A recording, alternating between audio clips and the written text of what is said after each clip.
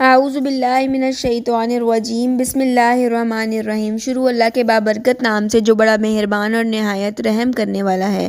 پیارے دوستوں، السلام علیکم۔ بیان کیا جاتا ہے کہ غزوہ خیبر کے موقع پر ایک چرواہا حضور اقدس صلی اللہ علیہ وآلہ وسلم کی خدمت میں حاضر ہوا۔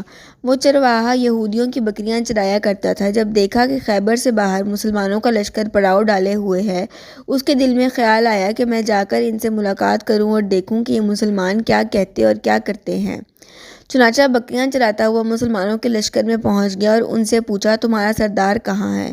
صحابہ کرام نے بتایا کہ ہمارے سردار حضور اکرم صلی اللہ علیہ وآلہ وسلم اس خیمے کے اندر ہیں۔ پہلے تو اس چرواہے کو ان کی باتوں پر یقین نہیں آیا۔ اس سے سوچا کہ اتنے بڑے سردار ایک معمولی سے خیمے کے اندر کیسے بیٹھ سکتے ہیں۔ اس کے ذہن میں یہ بھی تھا کہ جب آپ اتنے بڑے بادشاہ ہیں تو بہت ہی شان و شوکت اور ٹھاٹ باٹ کے ساتھ رہتے ہوں گے، لیکن وہاں تو کھجور کے پتوں کی چٹائی سے بنا ہوا ایک خیمہ تھا۔ خیر، وہ چرواہا اس خیمے کے اندر آپ صلی اللہ علیہ وآلہ وسلم سے ملاقات کے لیے داخل ہوا اور آپ سے ملاقات کی اور پوچھا کہ آپ کیا پیغام لے کر آئے ہیں اور کس بات کی دعوت دیتے ہیں۔ حضور اقدس صلی اللہ علیہ وآلہ وسلم نے اس کے سامنے اسلام اور ایمان کی دعوت رکھی اور اسلام کا پیغام دیا۔ اس نے پوچھا کہ اگر میں اسلام کی دعوت قبول کر لوں تو میرا کیا انجام ہوگا اور کیا رتبہ ہوگا؟ حضور اقدس صلی اللہ علیہ وآلہ وسلم نے ارشاد فرمایا کہ اسلام لانے کے بعد تم میرے بھائی بن جاؤ گے اور ہم تمہیں گلے سے لگائیں گے۔ اس چرواہے نے کہا کہ آپ مجھ سے مذاق کر رہے ہیں؟ میں کہاں اور آپ کہاں؟ میں ایک معمولی سا چرواہا ہوں اور میں ایک سیاہ فام انسان ہوں۔ میرے بدن سے بدبو آ رہی ہے۔ ایسی حالت میں آپ مجھ سے کیسے گلے سے لگا سکتے ہیں؟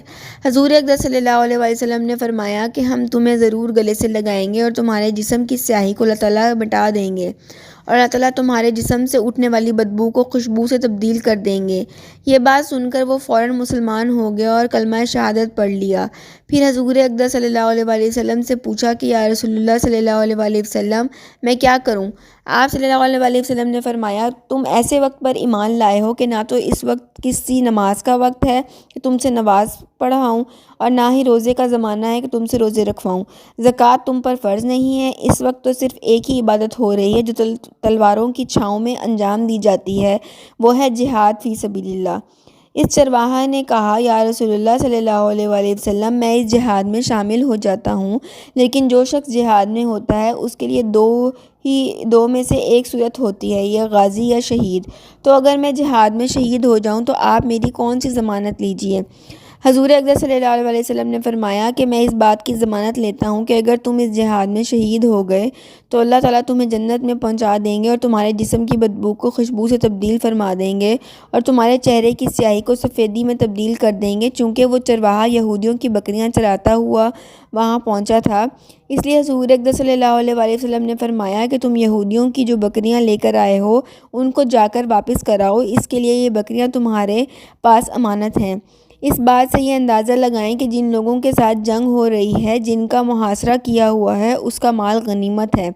لیکن چونکہ وہ چرواہا بکریاں معاہدے پہ لایا ہوا تھا، اس لیے آپ نے حکم دیا کہ پہلے وہ بکریاں واپس لے کر آؤ، پھر آ کر جہاد میں شامل ہو جانا۔ چنانچہ اس چرواہے نے جا کر بکریاں واپس کیں اور واپس آ کر جہاد میں شامل ہوا اور شہید ہو گیا۔ جب جنگ ختم ہو گئی تو حضور اقدس صلی اللہ علیہ وآلہ وسلم لشکر کا جائزہ لینے لگے۔ ایک جگہ آپ نے دیکھا کہ صحابہ کرام کا مجمع اکٹھا ہے۔ جب آپ قریب پہنچے تو اس نے پوچھا کہ کیا بات ہے؟ صحابہ کرام نے فرمایا، جو لوگ جنگ میں شہید ہو گئے ہیں ان میں سے ایک آدمی ایسا بھی ہے جس کو ہم میں سے کوئی نہیں پہچانتا۔